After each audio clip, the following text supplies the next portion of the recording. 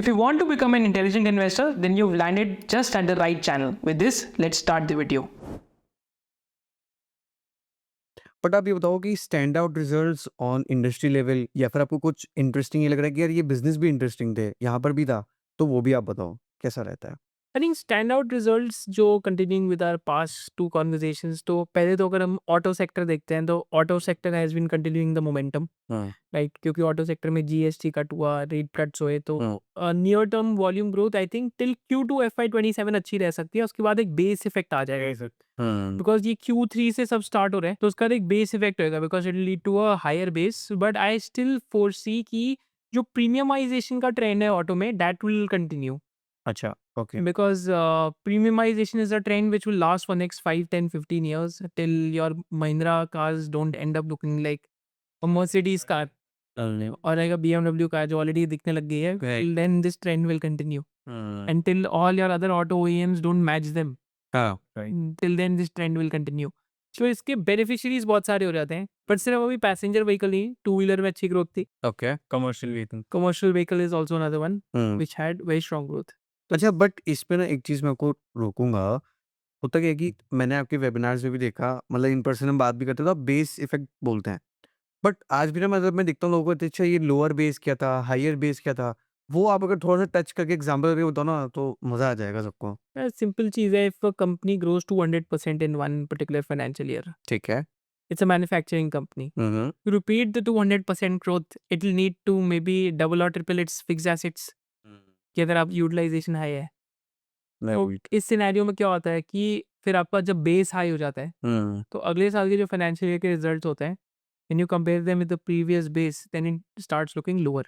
हुँ, तो okay. Base effect तो हर चीज़ में होता है, तो ये रिजल्ट सीजन में भी काफ़ी होता है बेस इफेक्ट. हुँ, एंड जैसे मेरे को एक कंपनी आ रहा है एलिकॉन इंजीनियरिंग करके, तो एलिकॉन इंजीनियरिंग में 22-23 were very favourable base years. Okay. फिर 23-24 में इतनी ग्रोथ आ गई कि 24 का बेस इतना बड़ा बन गया कि FY25 में single digit growth I, double digit early Different chemicals in 2021. जैसे केमिकल्स. हुँ, या FY26 में अभी बहुत कम ग्रोथ आई है. या हुँ, केमिकल्स का एग्जांपल लेते हैं, 5 साल की ग्रोथ 1 साल में आ गई. हुँ, लाइक आपके कैश फ्लोज 10 टाइम्स हो गए दीपक नाइट्राइट के. या लॉरस लैब्स की जो ARV में ग्रोथ आई थी, हुँ, 3 इयर्स का डाइजेशन पीरियड लग गया before the stock start doing well again.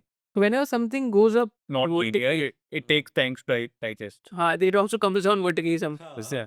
Blue jet. उसमें राइट मतलब रास्ते पैटर्न हो जाता है। लॉस से पैटर्न हो जाता है, या तो हुँ, समटाइम्स जैसे अगर डिमांड सप्लाई मिसमैच हो गया, और जैसे अभी AI इंडस्ट्रीज में चल रहा है. ओके। आई थिंक AI के अंदर मैं वीडियो बनाऊंगा. There Yeah. Are some players in the capex hmm, proxy hmm, which can do really well from over next 2-3 years because वहाँ पे next 4-5 year की demand supply mismatch है. Actually, I own some of these stocks personally. Oh! Why do I own? Because I am looking for demand supply mismatches all over the world. सो ये Indian stocks है कि US stocks है? ये US India में Snail. कुछ कुछ players हैं, जैसे अभी 2 कंपनीज के रिजल्ट्स आए थी.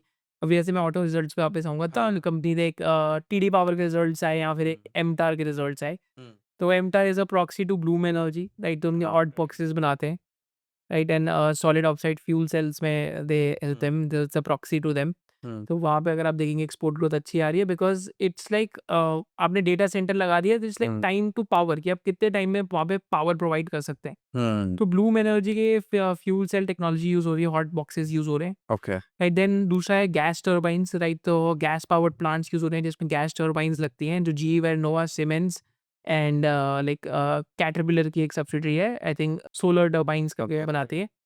तो TD Power is a genset supplier to them, तो that is also benefiting massively out of that. Hmm, but generally कोई फर्स्ट लेयर ऑफ केपेक्स में बियॉन्ड दीज 3-4 कंपनीज में भी कमिंस इंडिया का डेटा सेंटर का बिजनेस रेवेन्यू है, but छोटा है.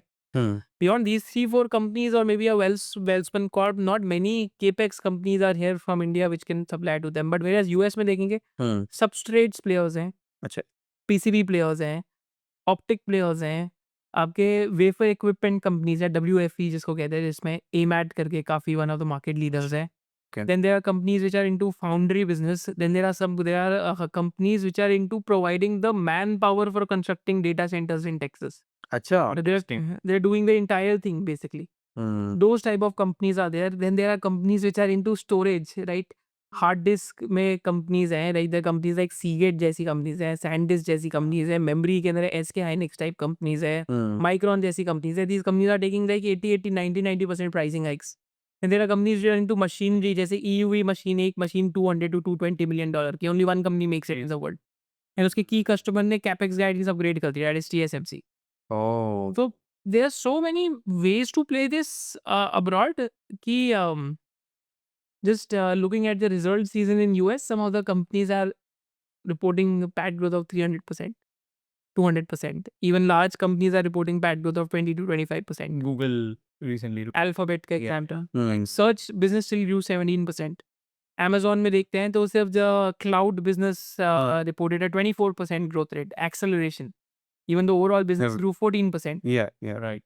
Right? But globally, I think this is a massive tailwind. But यहाँ पे अब ना फर्स्ट लेयर पे टेलविंड नहीं है जो AI कंपनीज हैं. अब टेलविंड ना प्रॉक्सीज के लिए है, जब कैपिटल एक्सपेंडिचर होएगा. अच्छा. अगर बिग लाइक जो बिग 4 कंपनीज ने अगर $600 to $650 billion का कैपेक्स अनाउंस करा है, तो जो उनको कंपनीज हेल्प करेंगी ना बनाने में, those companies will make super novel profits for next 2-3. So my understanding is big 4, big 5 companies AI की first layer companies ने capex announce किया and फिर आके top down से it is flowing down throughout the value chain. Because proxies benefit the most ना. Right. जब chemical rally आई थी तो आप GMM फॉडलर का स्टॉक प्राइस देखते हो versus the headline chemical companies, Right. And it was hugely up. Right. नहीं, because the proxy है, क्योंकि प्रॉक्सी में क्या होता है, ऑर्डर बैकलॉग बूम के एंड तक भी होती है. तो क्या हम सेम चीजें ऑटो में भी देख रहे हैं, ऑटो प्रॉक्सीज में? ऑटो में भी दिख रहा है, ऐसे ऑटो एंसिलरी के रिजल्ट्स देखते हैं. हाँ. आई थिंक ऑटो एंक्स में जैसे SGS के बहुत अच्छे रिजल्ट्स थे, ऑलमोस्ट 62% पैट ग्रोथ थी. हाँ. Then Craftsman automation had a very good numbers because the proxy to CV, but stock is very expensive. I don't know how to make sense of it. EV upon EBITDA पे लोग कहते हैं. Okay. Then similarly, if you check Pricol, which is like a proxy to TVS Motors, had almost a 53% PAT growth YOY. Standalone numbers will be 28% के आसपास revenue growth थी, which is almost 2 times that of industry growth rate. अच्छा. I think it is being doing well since a very long time now. Yeah, I think we covered this 4 years ago on the channel originally. Hmm. Business of Pricol. So it has done really well. Right. So auto anchors have been reporting good numbers. Tyre वालों के अच्छे number आए, अभी JK tyre के अच्छे numbers आए हैं, because Right. वहाँ पे एक तो कमोडिटी टेलविंड भी है, carbon black prices have softened, rubber prices have softened, do you see margin expansion? Right. And also because JK Tyre is a proxy to CV, 50-60% of the business comes from CV and buses, so it has done well. Hmm. Apollo के भी अच्छे number आए हैं, Apollo tyres के.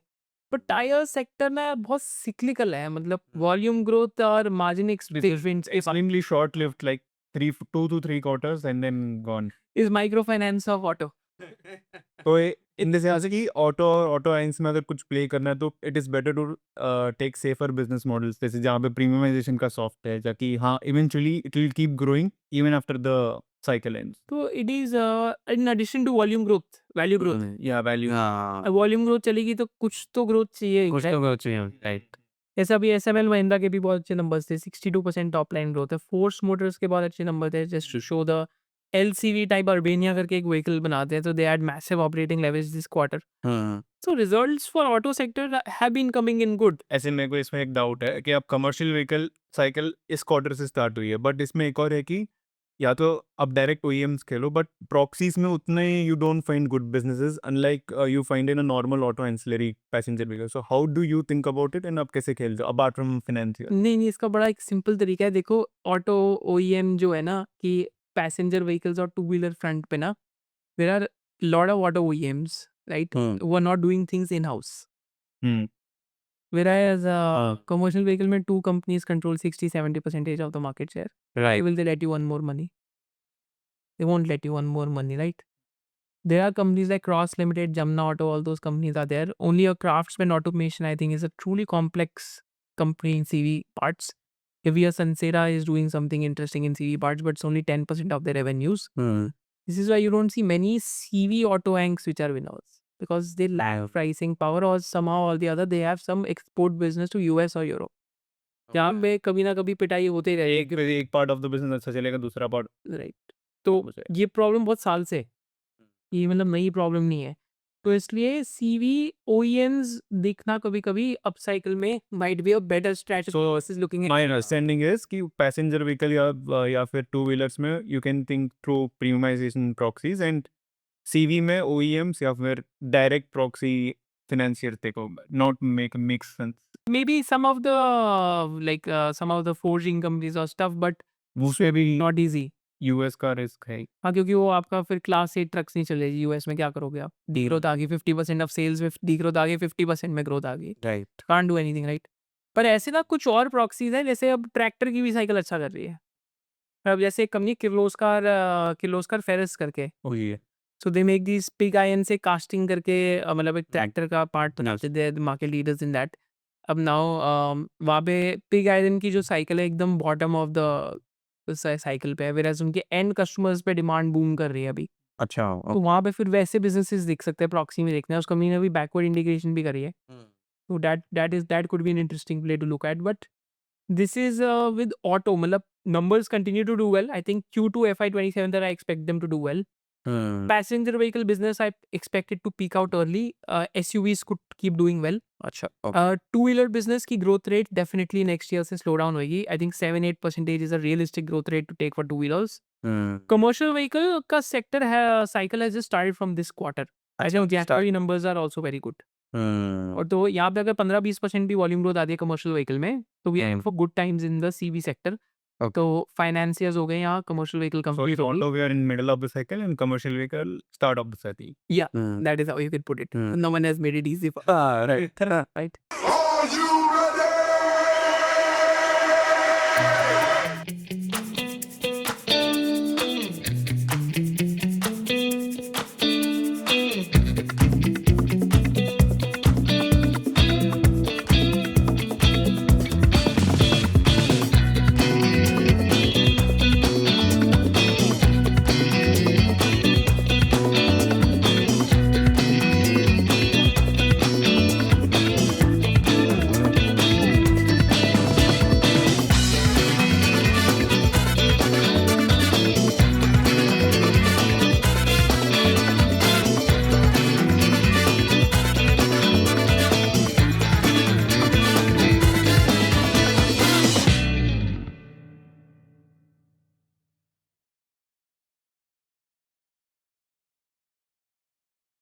So if you loved this video and you had a differentiated business insight, then do subscribe to this channel, and you can also follow our main channel of SOIC. Thank you so much for watching it.